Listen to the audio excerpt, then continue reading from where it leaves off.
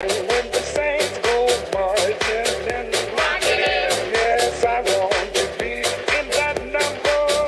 When the Saints go marching in.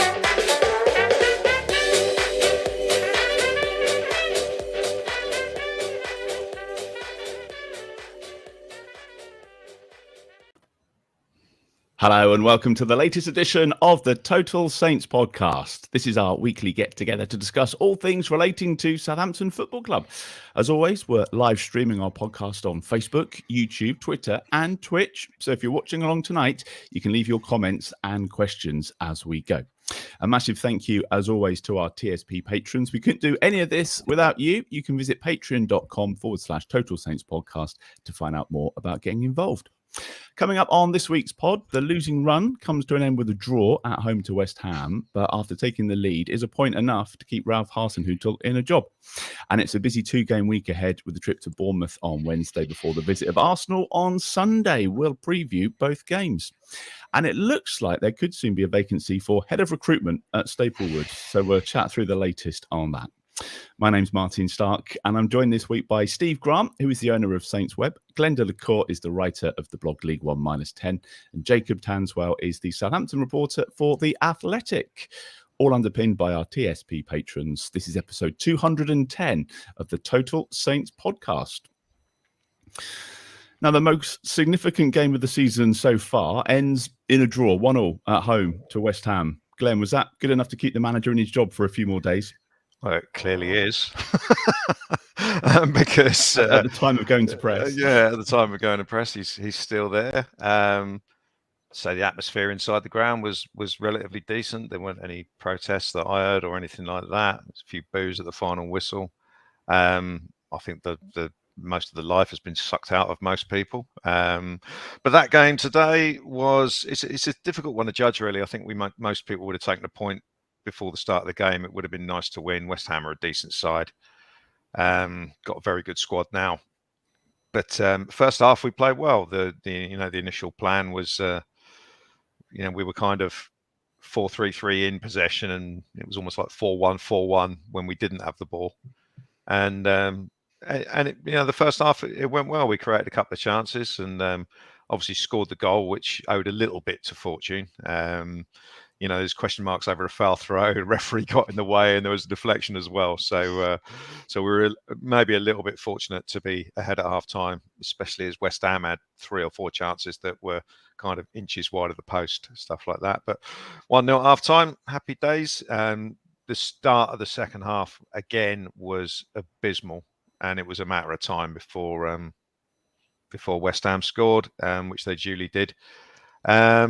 And after that, Ralph had to change something, but the quadruple substitution was I don't know. I mean, a couple of the subs I thought were okay. Edozie on for Armstrong, fine. Diallo on for Maitland-Niles, who was clearly tired. He had a good game, by the way. But taking off Che Adams was ridiculous. And I wouldn't have taken Aribo off either, because I just felt like in the last sort of 20, West Ham, because they're quite a physically big side, they're going to score a set piece or something. We just suddenly looked very lightweight the last 20 minutes. So in the end, even though we had a sort of like half chance, didn't we? Was it Edozie had a shot that was straight at the keeper? At the end, I was quite pleased to get out of there with a point. But the second half was really bad. I just thought overall the second half we didn't do enough to win the game and finish it off, and we really needed to. Steve, what was your take on it? Because the second half, it looked like we were the team that played on Thursday night and were looking a bit devoid of ideas and a bit leggy. Yeah, this seems to be a bit of a common theme with us over the last sort of 18 months or so. Ever since we sort of decided that the ultra high pressing idea was basically the reason why we were collapsing late in games, why we were picking up so many injuries, and we did away with it and kind of went with something that was a little bit more selective, which kind of on the face of it seemed like a very sensible idea, but in practice hasn't worked in the slightest. We do seem to have suddenly developed an issue with stamina, even in games where we haven't been going full pelt. we've generally been the ones on the back foot in the last 10, 20 minutes of games, even against teams that we should be at least putting up a good fight against. I mean, as Glenn said, West Ham are a good side. I mean, they've got probably 5 or 6 players in their first choice 11 who are who they've probably paid 30 million quid plus for, and you've then got the homegrown Declan Rice, who they're probably going to sell next summer or the year after for the best part of 100 million. So you're competing against significant strength there. But at the same time, something's got to be looked at in terms of the way we're finishing games. And also, to be honest, with the way we're starting second halves, we've discussed this a lot already this season, that basically every second half in games this season, we've been second best comfortably. We've conceded loads of goals in that first 15 minutes. I mean, I thought we'd got away with it today because they hadn't scored in the first 15 minutes, and then we just let it go another 3 minutes before Rice did get the equaliser. But yeah, there's something's not quite right there in terms of the fitness and stamina. I don't know whether we've changed the system sort of at half time to try and account for ways that West Ham were getting between the lines in the first half. I mean, West Ham were in the first half, they created a lot of chances but didn't hit the target with any of them. Whereas we were the complete opposite, which does make a pleasant change that we actually worked the keeper for once. And I mean, Fabianski kept the score down when realistically we could and maybe should have scored 3. But that's why you have a £40 million centre forward that West Ham did. Although, I mean, he didn't hit the target today, but you could see that Scamacca is an absolute pest. Yeah, good and yeah, he bullied us flat entire first half. Second half, I actually thought we got to grips with him a lot better, but that just meant that the threat came from elsewhere. But yeah, I mean, as you say, before the game, you might take a point against these, but probably not when you've seen the lineup where they've picked, I think, 5 fullbacks in their 11. They had a lot of defenders missing, didn't they? Yeah, they didn't. Yeah. They didn't have a single first choice centre back available. I mean, Cour is the only one I think who could possibly be classed as a centre back, and yet they started him as right wing back, which I found absolutely fascinating.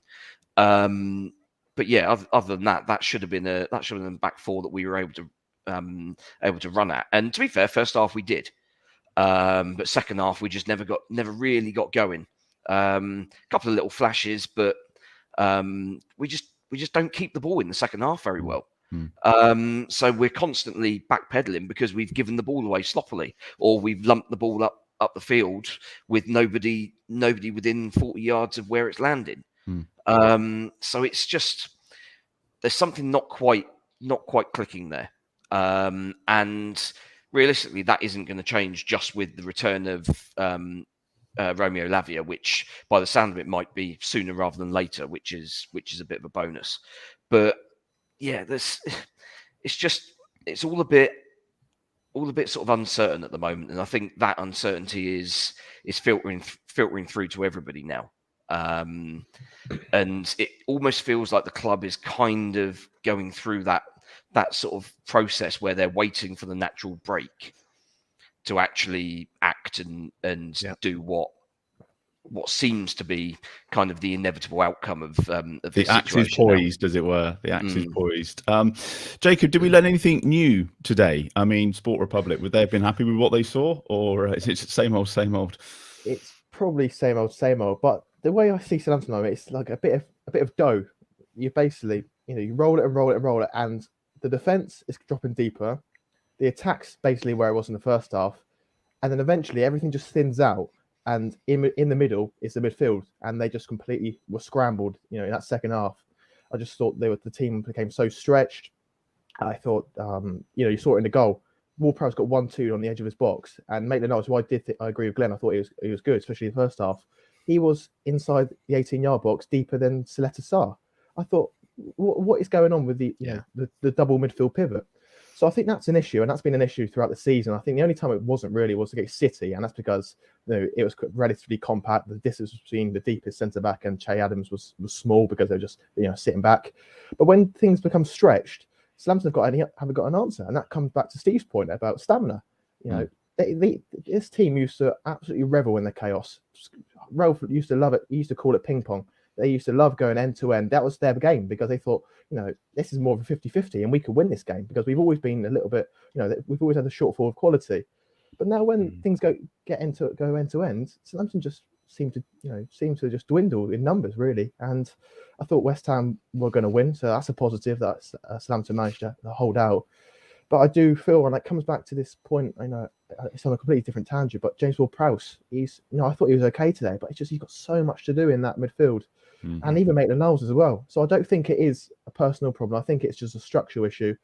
And these things are so deep and ingrained now that it's not a quick fix. It's going to take time, and it might need refreshing of ideas. Do you think the defence dropped deeper today, Jacob, because of Chiletazar being on? And he's not as quick as Bella-Kotchap. That's just occurred to me now. I didn't really think of it at the time. I don't think so, because I think if you saw him at Marseille, he was quite a front foot defender anyway. He liked to stay high with Saliba. But I just think it might be just more of a mentality thing in terms of, we don't actually like being ahead in games. We like to chase games. So there's an onus. But now, Southampton were thinking, okay, we've kept a clean sheet this season. The only EFL team not to keep a clean sheet. We've just got to sit back now. We've got to sit in our 18-yard box, and assume that's the thing to do.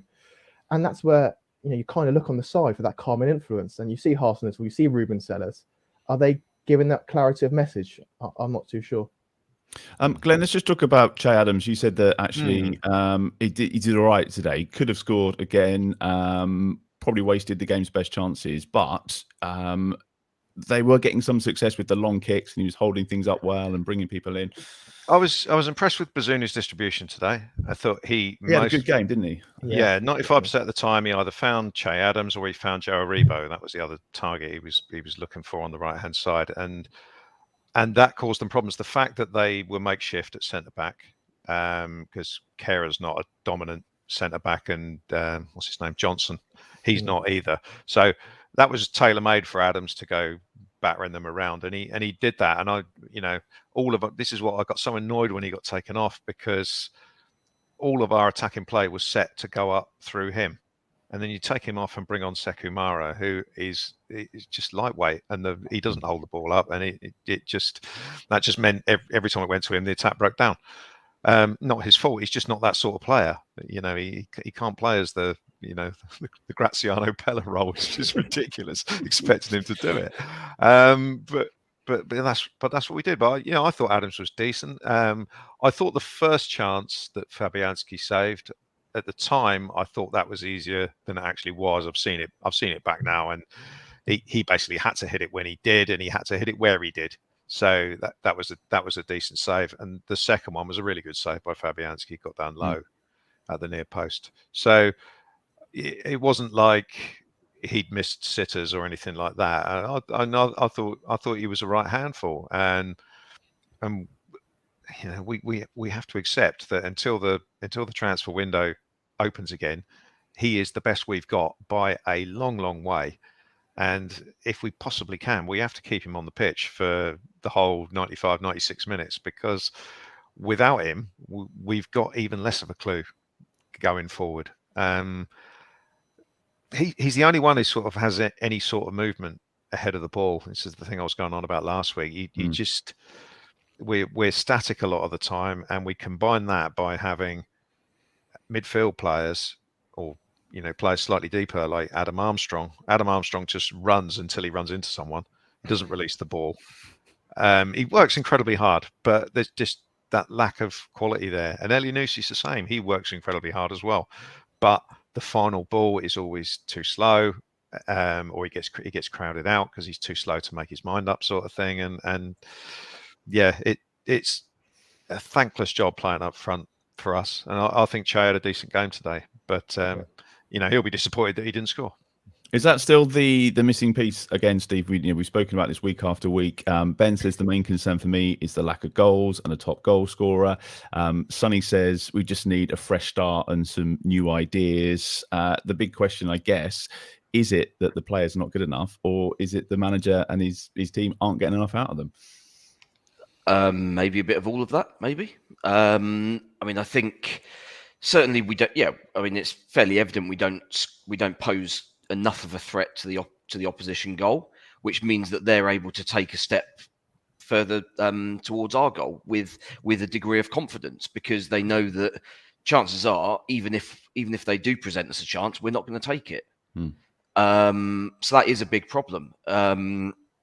Whereas, yeah, if we had a centre forward like, I mean, if we had, say, Danny Ings back in his prime two and a bit years ago, West Ham wouldn't have had that second half where they were basically camped sort of within 40 yards of our goal for a good 20-minute period of that second half, because you would always have a threat on going back the other way, and we just didn't have that, and it's frustrating.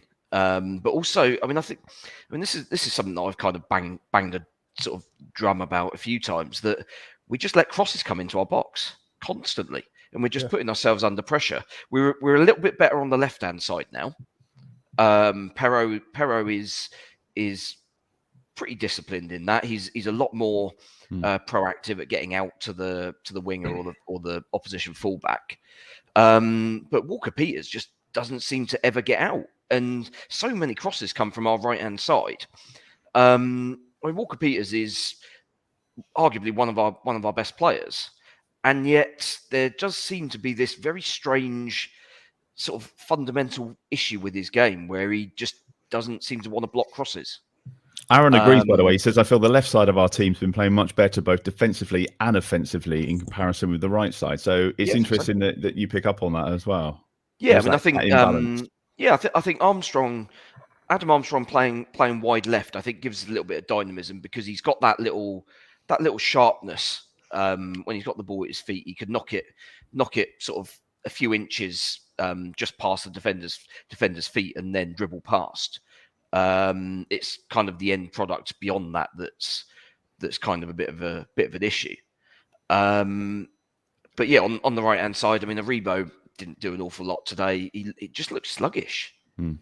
Really, like first half, he was probably the only one who wasn't up to speed with the game. Everybody else, I thought, was kind of on point for the most part. He kind of, I think the game kind of passed him by a little bit. Second half, he was a bit more involved, but that was more, he was winning headers and then, well, winning a flick on to nobody, because it was then just coming straight back at us. So yeah, we've kind of got to pin down what position we want him to play, I think, because I'm not sure he knows. I'm not sure we're really sure what his best role in this group of players is at the moment. And Jacob, just a word on injuries. ONeill, Bella-Kotchap dislocated his shoulder. I think that was confirmed afterwards. They said he could be out for 8 weeks, which is a shame, because there was talk about the World Cup as well. That's Tino, Lavia, and now Bella-Kotchap. Is this the flaw in the plan of relying on young players and chucking them in and making them play every week? Yeah, that's kind of my match piece for tomorrow, in terms of, you're not only chucking them in, but you're so reliant on these players. Without these players, you fundamentally change the way you play. You see it with Romeo Lavia, the team are going more direct. Bella-Kotchap, if there's something, Glen's reasoning about Starke coming on, dropping deeper. But these players are so instrumental in how Southampton play. It's quite odd, really, and it's a bit of an indictment, really, on the senior players. So it's such a shame as well. And if anyone didn't know, Theo Walcott was going to be in the squad today, and he maybe, from what I hear, would have started, but he was ill today. So that's another concern. I saw the Instagram pictures during the week, and you think something's going to happen. He's been told he's going to get some minutes for something. Yeah. But he praised him on Friday. I asked him about Theo Walcott, and he said he's been doing really well. So he could have been the outlet that Southampton needed and replaced Danny Ings from a couple of years ago. But Theo Walcott could have made the difference. Who knows? My word. Well, we said it was going to be a big couple of games. It's Bournemouth next. Cherries are 9th in the table, 13 points, on a bit of an unbeaten run as well. They've had a change of manager. There's a new owner, potentially on the horizon anyway. Looks like that's progressing. To tell us more about that is Sam from the AFC Bournemouth Fan Channel. Sam, thanks for joining us. Yeah, thanks very much for having me. Are you happy with the season and how it's gone so far? How's it all working out down the road? Yeah, it's going all right. It's going all right. Certainly better than after the first few games. We've expected to lose who we've expected to lose to. And we've done very well against all the other sides. So, yeah, really pleased. I think Scott Parker's departure's got a huge sort of bearing on where we're at right now, because there seems to be that siege mentality back, and players aren't being thrown under the bus anymore. So, yeah, it seems to be some really good team spirit down here on the South Coast in Bournemouth. And, yeah, looking forward to Wednesday night now. What sort of game are you expecting on Wednesday? I think quite tentative. I mean, I don't know what will happen with your managerial situation, but Ralph always seems to be on the precipice, and then sometimes he pulls it back. I'm just hoping that's not going to be against us, obviously. But I think it's going to be really absorbing. I think the atmosphere is going to be good. But after our draw at Fulham on Saturday, one that I feel as though we probably could have won had it not been for VAR this season. I don't know. We'd be in a Champions League spot potentially, but I don't know. I think we've got a point to prove. I think we hopefully will take the game to Saints. I think in some of the games so far, we've just lacked a bit of our own confidence, and we start off tentatively, and sometimes it often takes a team to go in front for us to actually get moving. But hopefully, given where Saints are and given their form at the moment, that might inspire a bit of confidence. And hopefully with our massive 11,000 seater stadium getting all behind us, then you never know, we could have a good night. Some of this is all sounding a little bit familiar, Glenn. What have you made of Bournemouth and their start? I'd like to know how much impact VAR had on the 9-0 game. That was can't imagine it would have rubbed out Scott Parker all nine of those guys. Bournemouth have done well. You made the point. You've picked up points in this run since Gary O'Neill's been in charge against teams that you needed to pick points up. I'm looking at Fulham, Leicester, Brentford, Forest, Wolves. You're unbeaten against those. Now it's those games that define the season for teams that are outside of the big boys. It's how you get on against the teams that are going to be in the bottom half of the table, basically. And that's why Ralph is on the edge, basically, because losing to Man City doesn't matter, but losing in successive weeks to Villa, Wolves, and whoever else dreadful we lost to, Everton. So you can't knock it, the job that O'Neill's done. Especially, I'm not going to be too condescending. And I'm looking at your players and your list of players and thinking, some of those I don't have particularly high opinions of, but he's obviously moulded a team there with the team spirit to get over the line to pick up points in these games. So so fair play to him. It's interesting. The company I work for is based in Bournemouth, so I do know quite a few Bournemouth fans, and they were moaning about Scott Parker last year, even when you were getting promoted, and how dreadful the football was, which is bizarre. He was top 2 of the league all season, and you're still hearing that sort of thing. But so to be honest, I don't really know if they're playing if Bournemouth are playing better football now. But the bottom line is that as we're finding out, when you're down near the bottom of the league, it's the results that matter. Yeah, Steve, what are your thoughts ahead of Wednesday night? What sort of game are you expecting? Close one? It's one of those, I think, where if we get up early, then I think it'll be tight, because as we discussed already this evening, that our second half record is pretty abysmal, especially the start of the second half. But if we let kind of Bournemouth dictate the game, and we know that occasionally they have these sort of runs of where they put together this sort of really high octane, high pressure football. Certainly did under Eddie Howe anyway, until kind of that final season where it all fell apart. That they can cause you damage, and if we can live with that, and we can do some damage of our own at the other end, then we can get a result from that. But it's slightly concerning, given that we're only 6 weeks or so on from that 9-0, where everybody would have been looking at at Bournemouth and saying, well, is Derby's record under threat here? And you looked at Bournemouth's performances, and it was like, well, yeah, clearly it is, because you don't see where a single point's coming from, and yet they've found a way.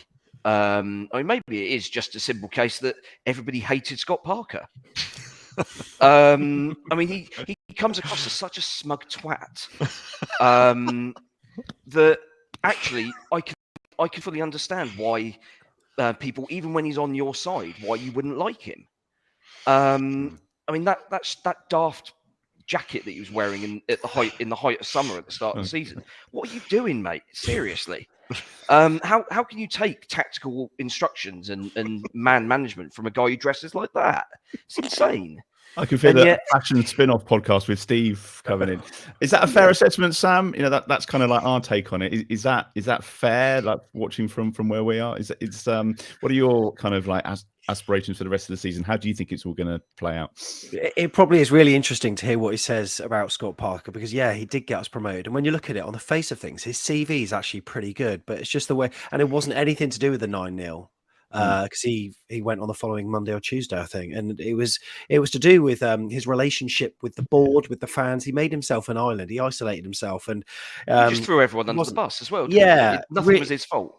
He was really hard to like. And after we got promoted last season, they brought out this changing room video of him doing this team talk for 3 minutes, and we started to like him again. But he just had to do one thing, and then he'd be back down there and would be screaming at him. And he's not very likable. But since he's gone, Gary ONeill has come in, and he's just been sort of really understated, really, in the way he's done things. He's moved players back in to their proper positions. I think Scott Parker sometimes tinkered a little bit too much, and now he seems to have a team of players that really want to play for him. So in terms of aspirations for this season, I mean, obviously 17th or more would be absolutely superb. I mean, I think a lot of Bournemouth fans still, I think a lot of Bournemouth fans themselves are still probably a little bit pessimistic because it wasn't so long ago that we were in the Premier League and our start was better than it has been now. And that included a win at Saints, and then I think we beat Everton 3-1 at home, and everyone was thinking Europa League, and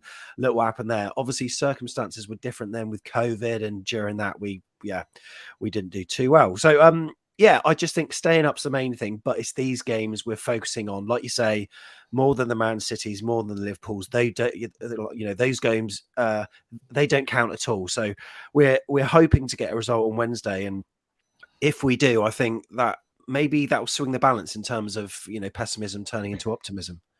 Can I trouble you for a score prediction, Sam? Because every week we do our predictions, and I'll spare you ours. But how do you think it's going to work out? I think that it doesn't matter who scores first, because sometimes that sort of kicks us into motion a little bit. I think we might edge it, so I'm going for a 2-1. All right, okay. Well, I hope you're wrong, but lovely to have you on tonight, because that's been a really useful insight. So best of luck with the rest of the season. Cheers, Sam. Thanks very much. Jacob, how do you see this game on Wednesday? You've got obviously quite a bit of Bournemouth knowledge. What sort of game are we going to be facing? It's one I've been looking forward to from the start of the season. It's probably the one I've really looked at first in the fixture list. Bournemouth are completely different to what you perceive Bournemouth to be last time in the Premier League. They used to be freewheeling on the front foot, and exactly like Glen and Sam says, Scott Parker played such robotic, mechanical football that completely drained the life out of any single person watching. And although I couldn't say it at the time, it was quite obvious he was never going to work in the Premier League. The thing that would work in the Premier League, and as always has in the Premier League, is their spirit and these momentum surges, which Steve says. They go 80 minutes and do nothing, and then all of a sudden they win a corner and they score 2 in 5 minutes. And that's something that Southampton really have to handle, because you saw today they don't handle momentum swings very well. And at the Vitality especially, Bournemouth have so many momentum swings and they just go with it. They just roll with it. They did it last year in the fleeting period. Scott Parker actually allowed them to, and I think they do it as well this year. They've got real spirit. I actually covered Scott Parker's sack, and I wrote a little bit for The Athletic, and it's true that some of the players really did like him.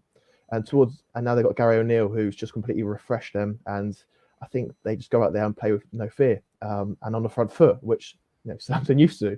So it's going to be really interesting. I do think that if they go ahead early, then I think they can kill Southampton completely in that first 5-10 minutes, because they love to start quick. They always start quick.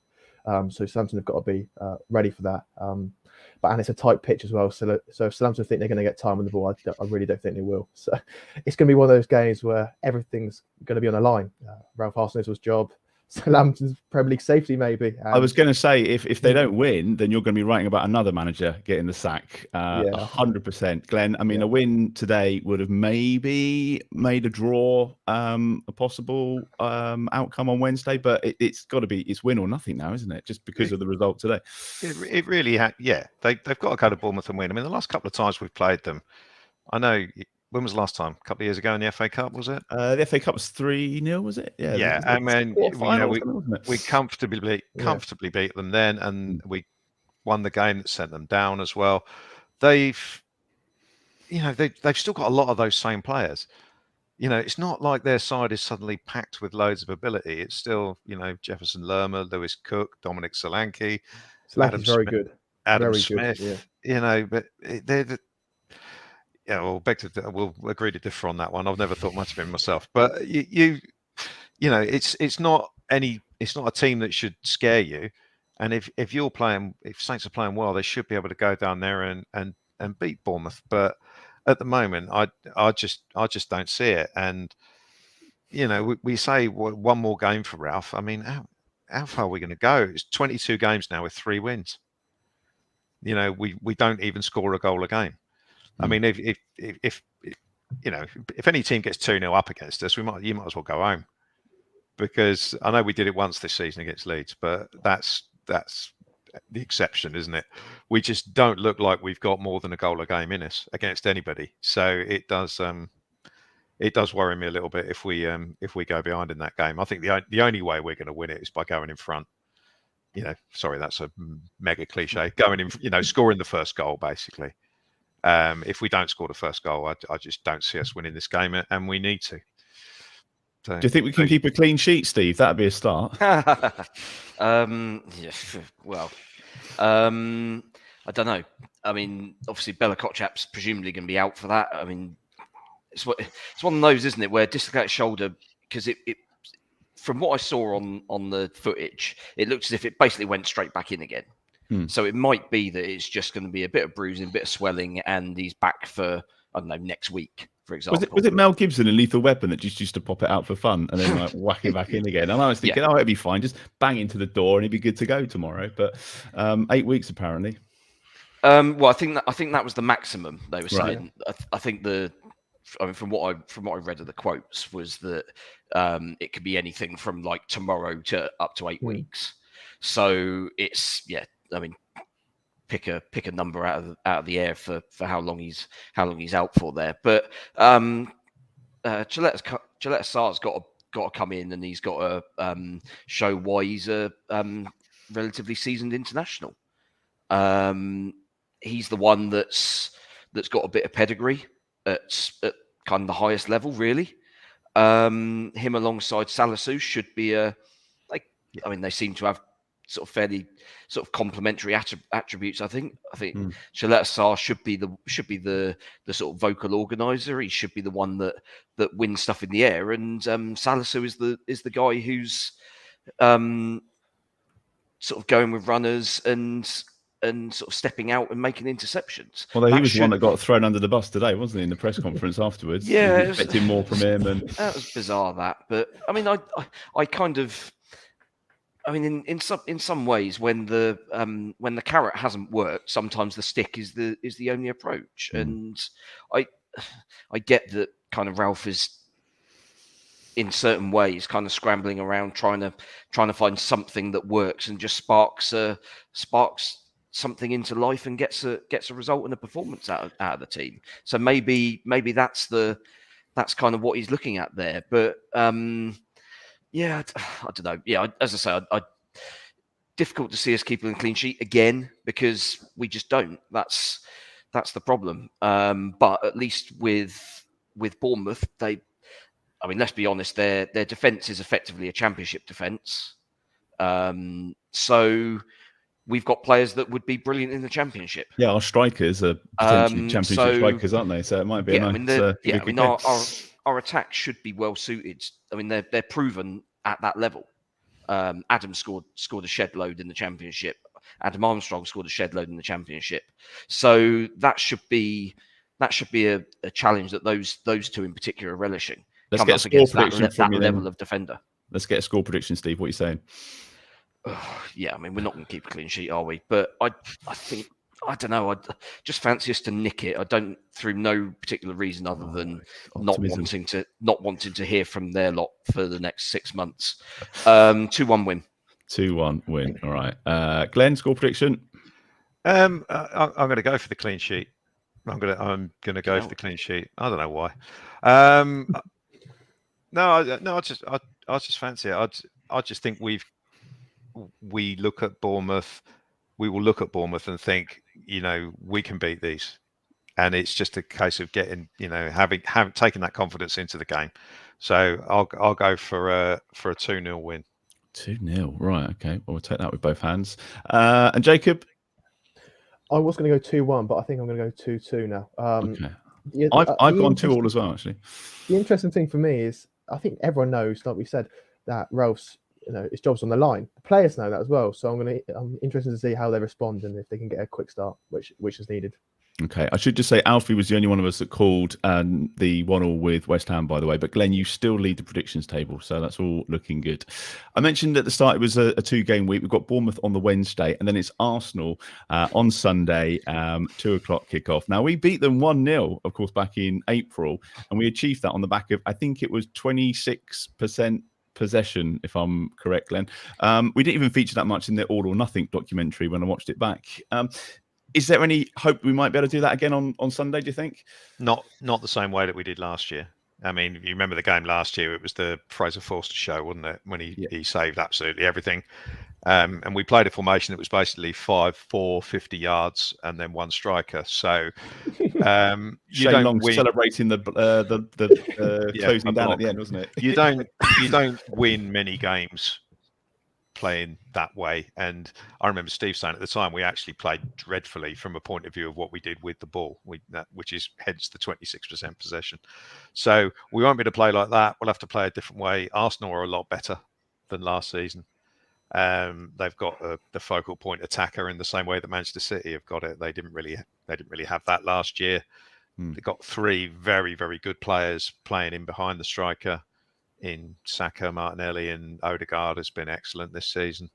Saliba in defence has made them a lot tighter in defence, and after today they're top of the league by 4 points. Only lost 1 game, and that was that at Anfield or Old Trafford? Can't remember. They lost Old Trafford. Old Trafford, wasn't it? Yeah. So they're a lot better than last year. We're not a lot better than last year. So I'm expecting it to be a bit of a chastening afternoon, to be honest. It's basically the team at the top of the league versus the one with the worst form. So yeah, I'm not expecting a particularly pleasant afternoon, and it's going to be one of those where we have to go toe to toe with them and hope to get in front, because I think if we go behind in that game, it will be really, really tough to get anywhere near them.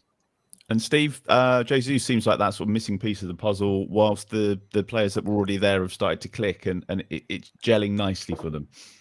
Yeah, I mean, to be honest, I'm slightly annoyed at Man City for agreeing to sell him to a side like Arsenal, because I think everyone, I mean, sort of all banter aside about how shambolic Arsenal have the potential to be at any given moment.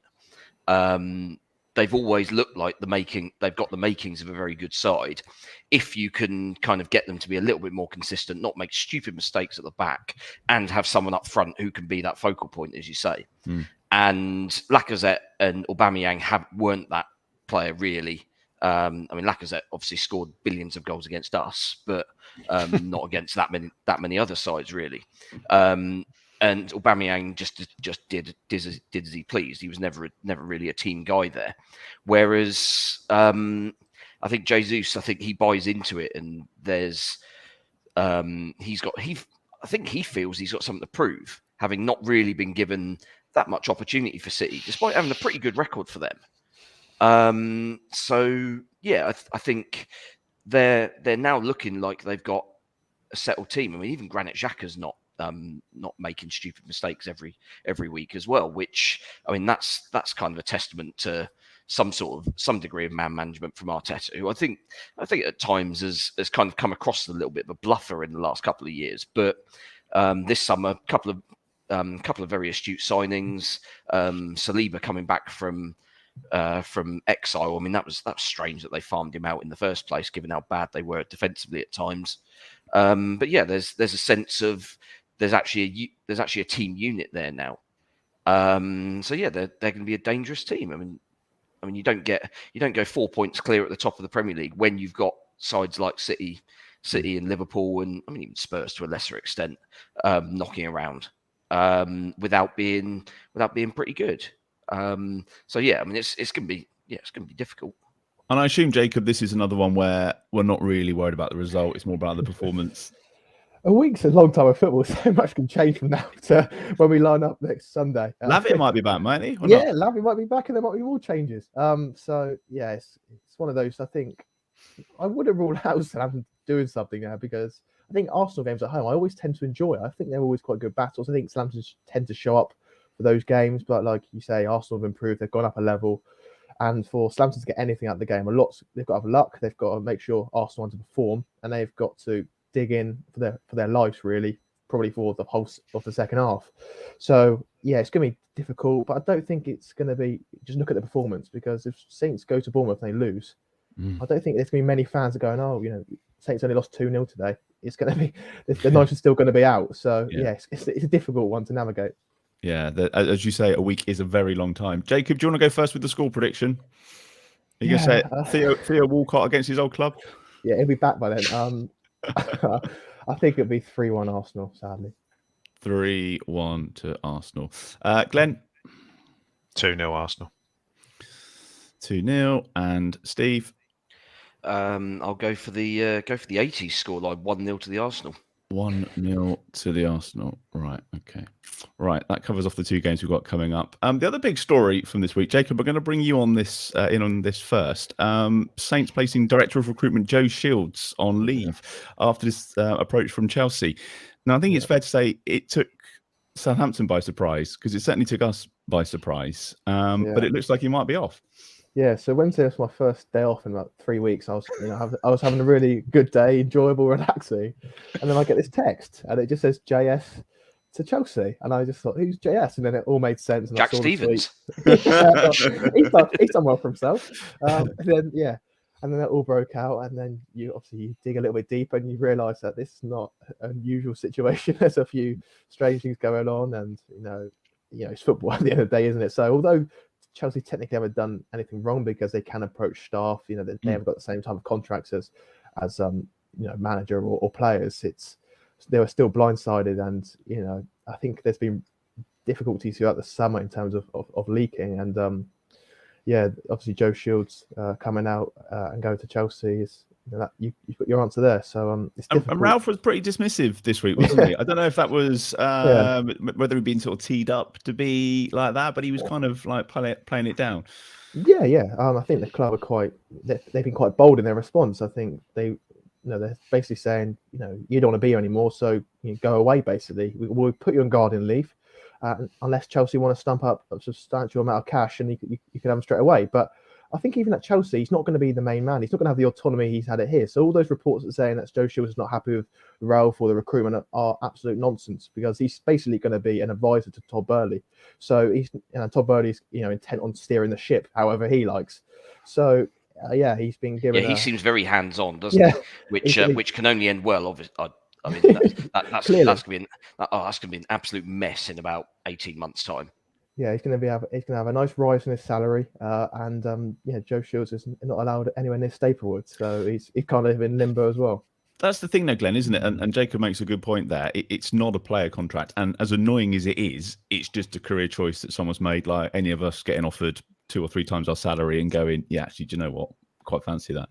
Yeah, you leaving the podcast then, Martin? Is that what you're saying? This gun's for hire.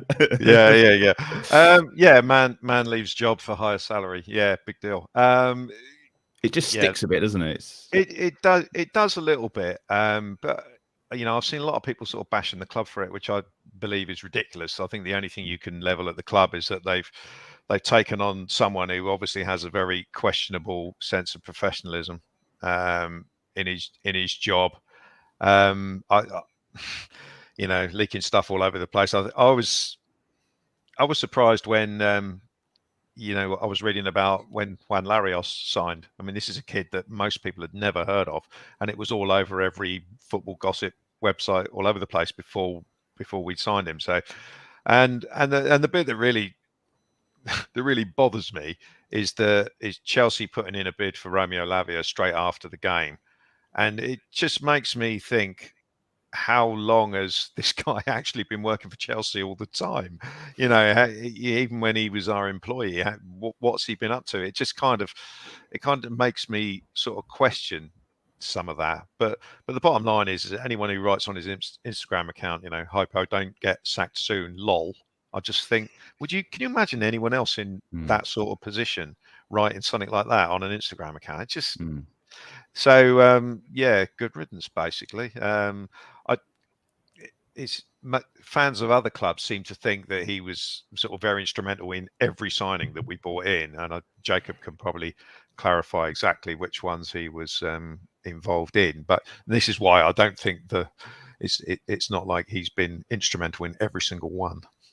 Yeah, can I just pick up on that? There was a few reports from the Chelsea side that, and they're crediting him with a lot of the signings. And although he's done a really good job, I think it's important to say that, Bella-Kotchap, Southampton have been talking to him since March, February time. And, Ralph's been talking to him. And he was the one that's really instrumental. Bella-Kotchap was very impressed by Ralph Hasenhüttl back then.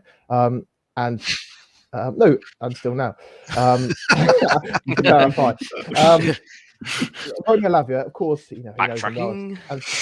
Romeo Lavia, he knows him well, stuff like that. But Saints were already aware of Romeo Lavia. They had already reached out. It was already in motion before Joe Shields came. So, of course, he knows him, but it's not solely his deal. Joe Aribo, he was really influential in, because he's very good friends with Joe Aribo's agent, Amika Abassi.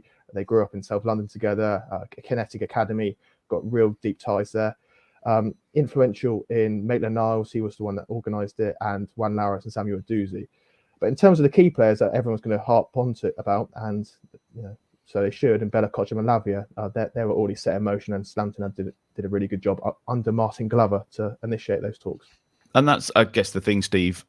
It's just the name that you're a bit angry this week because there's a lot of anger flying around, as you can imagine, at the moment. But in a few weeks' time, a couple of months' time, it's a name that we forget all about and go, oh yeah, he was there for a bit. And when we move on, and we've had recruitment directors that have done a good job, moved on, and we've replaced them with someone that does equally a good job.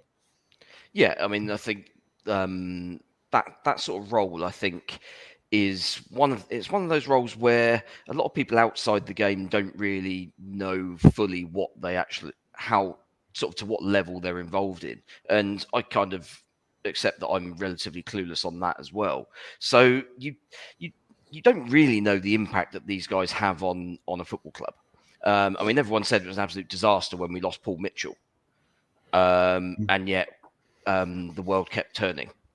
We were fine when he left, because whoever, I can't even remember who it was that replaced him. That's how much that situation kind of played out well for us. But I mean, it's just bad timing, isn't it? Given the sort of mood around the place at the moment, and all it does is it gives ammunition for people who want to use it for that means, really.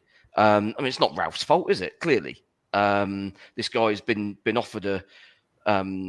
I mean, we presumably gave him a massive pay rise based on what he was on at City as their head of youth recruitment, to now come and do first team for a Premier League club, and Chelsea are now going to give him a huge pay rise again. So yeah, I mean, man leaves high paid job for even higher paid job. It was Ross Wilson, wasn't it, who came in? Of course, yeah. I think, yeah, How Teflon Daniel- Ross. I remember him. Daniel's Yeah. watching in Toronto, by the way. I forgot to mention that earlier on. But yeah, it's not going particularly well, I don't think, for him at Rangers at the moment. But you're absolutely right. We'll move on. And the only thing we needed him to do in the summer really was bring in a striker. And of course, we didn't recruit one. So you can look back at it and go, well, what actually did he do? So we'll be all right. He's going to have some fun at Chelsea because it's a bit of a harder sell to a young player, isn't it? Well, there's no first team pathway, is there? No, come and play for Chelsea. You'll be shipped off to Vitesse Arnhem on loan for a year and a half. Then you maybe half a season in the Championship, and then maybe you'll get 5 minutes at the end of a Carabao Cup game. Yeah. It's not like look at Tino Livramento, who's went straight into the team. Look at Romeo Lavia, who went straight into the team. So he's got his work out, and also City are going to be much less. If he uses his City contact book, they're going to be much less likely to sell to Chelsea because they're certainly closer to being a direct rival than we are At the moment. Oh yeah, give it time. It's going to be a big week, certainly a big week ahead.